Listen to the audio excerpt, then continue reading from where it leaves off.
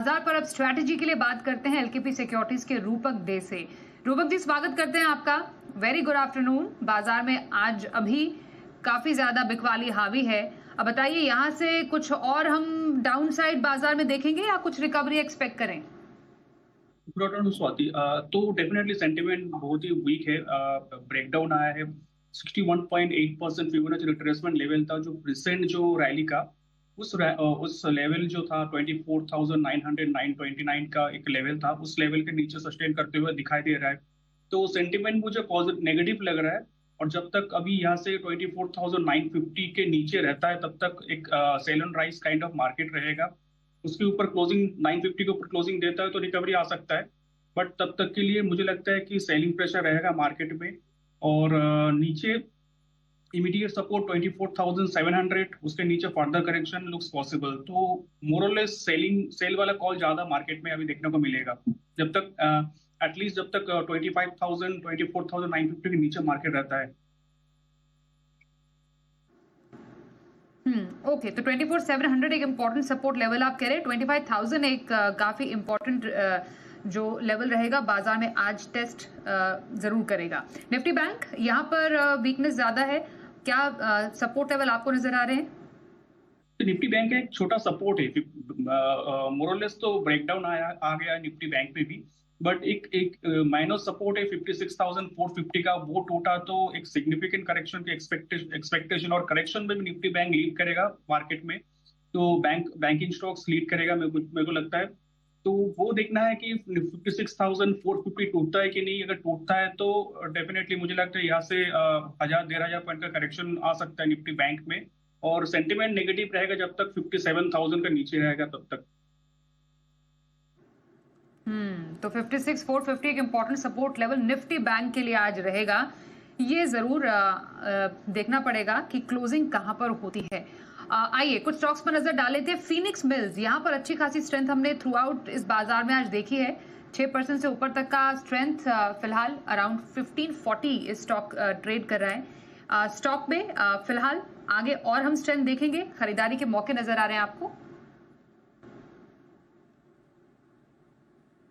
जी हाँ, consolidation breakout दिया। Downwards consolidation जो चल रहा था पैटर्न में, वो उसका ब्रेकआउट आया विद राइजिंग वॉल्यूम। और आज इंपॉर्टेंट मूविंग एवरेज के ऊपर भी सस्टेन करते हुए दिखाई दे रहा है। और आरएसआई में डबल बॉटम है। तो मुझे लगता है सेंटिमेंट पॉजिटिव रहेगा शॉर्ट टर्म में। अपसाइड में 1620 1640 तक जा सकता है। नीचे सपोर्ट हो जाएगा भी 1490 का। Okay, 1640 on the upper side and 1490 तक के आपके लिए जो बन रहे हैं स्टॉप लॉस और सपोर्ट लेवल, यहाँ पर आपके लिए खरीदारी करने की सलाह रही है। ट्राइडेंट कैसा लग रहा है इस बाजार में? आपको लगभग 4% की स्ट्रेंथ देखी जा रही है, एकदम दायरे में कारोबार कर रहा है, हालांकि ग्रीन जोन में। ये ट्राइडेंट ने भी ब्रेकआउट दिया। वो एक कंफ्यूजन जोन में था, कंफ्यूजन जोन से ब्रेकआउट दिया। अभी फिलहाल जब तक 32 के ऊपर सस्टेन करता है तब तक बाय ऑन डिप स्ट्रेटेजी अपना जाना चाहिए। और अपसाइड में रेजिस्टेंस है 34 का आसपास। 34 के ऊपर 36 38 तक जा सकता है। तो 34 और 38 तक का नेक्स्ट दो टारगेट होना चाहिए और 32 का स्टॉप लॉस होना चाहिए।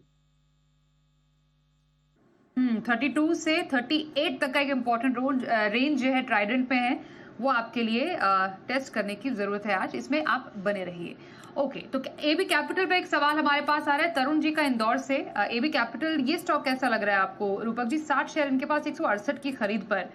फिलहाल स्टॉक काफी नीचे है, 5% डाउन है आज तो स्टॉक।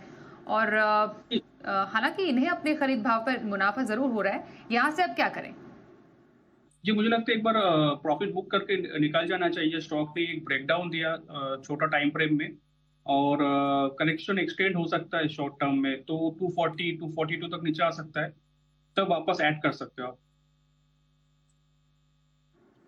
ओके, तो 240 तक अगर आए यहाँ पर और ऐड करने की सलाह आपके लिए एबी कैपिटल में आ रही है। ओला इलेक्ट्रिक, राजस्थान से आशीष जी का सवाल है। 100 शेयर हैं, 30 रुपए पर इन्होंने खरीदे हैं। ओला इलेक्ट्रिक, अब यहाँ से क्या व्यू बन रहा है आपका? ये ओला इलेक्ट्रिक में 39 का रुपीस का स्टॉप लॉस लगाना है। Overall stock continuously correction correction दिखा रहा है पिछले कई महीनों से। तो अगर होल्ड है तो डेफिनेटली होल्ड रखिए इस लेवल पे, क्योंकि ऑलरेडी सिग्निफिकेंट करेक्शन हो चुका। फिर भी 39 का स्टॉप लॉस डालिए, 39 के नीचे पोजीशन से एग्जिट ले लीजिए और 45 के ऊपर हो सकता है थोड़ा बहुत अपसाइड दिखे। तो 39 के लेवल पर एग्जिट लेने की सलाह आपके लिए आ रही है, पर 45 का एक टारगेट जरूर ध्यान में रखिएगा। अंबुजा सीमेंट, ये स्टॉक कैसा लग रहा है आपको? रूपक जी, सुरेश जी का सवाल हरियाणा से आ रहा है। 100 शेयर है इनके, 100 शेयर है, 600 रुपए की इनकी खरीद है स्टॉक पर। अंबुजा सीमेंट, यहां से फिलहाल क्या व्यू बन रहा है इस स्टॉक में? 1500 के मुनाफे में है, हालांकि आज स्टॉक में फिलहाल कमजोरी ही देखी जा रही है, क्या व्यू बनेगा? जी, अंबुजा को होल्ड करके रखना है क्योंकि जहाँ पे दूसरा सीमेंट स्टॉक जैसे एसीसी उतना स्ट्रेंथ नहीं दिखा रहा है, अंबुजा बहुत स्ट्रॉन्ग जा रहा है। अंबुजा, रैमको सीमेंट जैसा स्टॉक्स तो होल्ड रखना है। 610 का स्टॉप लॉस रखना है और अपसाइड में मुझे लगता है 640 तक जा सकता है। ओके, तो 640 तक जा सकता है स्टॉक, बने रहिए 610 के स्टॉप लॉस के साथ, होल्ड ऑन।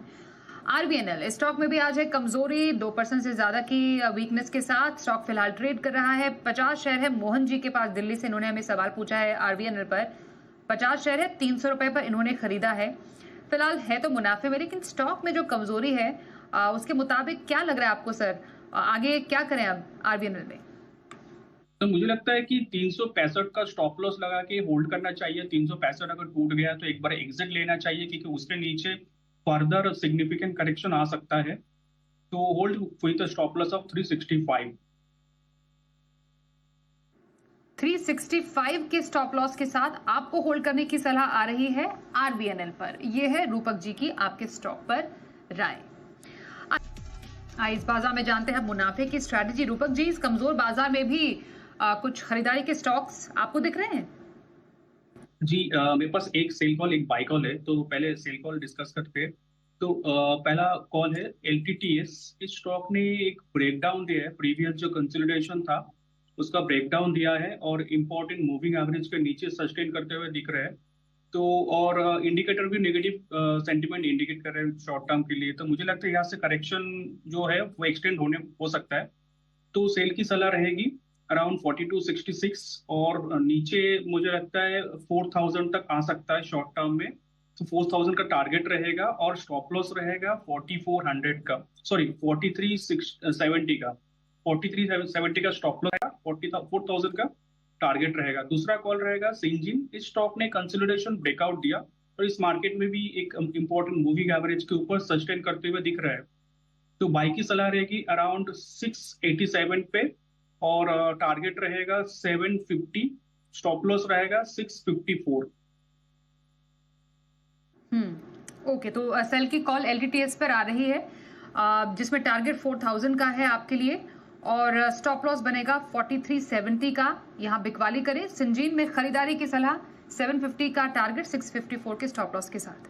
आइए जल्दी से सिप्ला के नतीजे भी देख लेते हैं। कंपनी ने रिजल्ट पेश कर दिया है, उसके मुताबिक फिलहाल कंसोलिडेटेड आय जो है बढ़कर आई है 6957 crore per year on year basis पर, जो बढ़ी है 6694 करोड़ रुपए से बढ़कर। फिलहाल कंसोलिडेटेड मुनाफा है वो 1298 करोड़ पर आया है, अनुमान हमारा 1174 करोड़ का था। और साथ ही फिलहाल अभी सिप्ला के नंबर जो सामने आए हैं, मुनाफा आपके सामने है 1298 करोड़ आया है हमारे अनुमान से ज्यादा। कंसोलिडेटेड आय 6957 करोड़ पर है, 6970 करोड़ पर हमारा अनुमान था, तो ऑलमोस्ट सिमिलर ही है। और फिलहाल जो मुनाफा है वो बढ़ा है 1298 करोड़ पर, कंपनी ने ईयर ऑन ईयर बेसिस पर दर्ज किया है। फिलहाल 1% से ज्यादा की स्ट्रेंथ सिप्ला पर देखी जा सकती है। ये आपके लिए है सिप्ला पर रिजल्ट का अपडेट। धन्यवाद करेंगे रूपक जी आपका हमारे साथ आज के शो में शामिल होने के लिए। छोटा सा ब्रेक जरूर लेंगे, पर बाजार के तमाम अपडेटेड एक्शन के लिए आप देखते रहिए जी बिजनेस।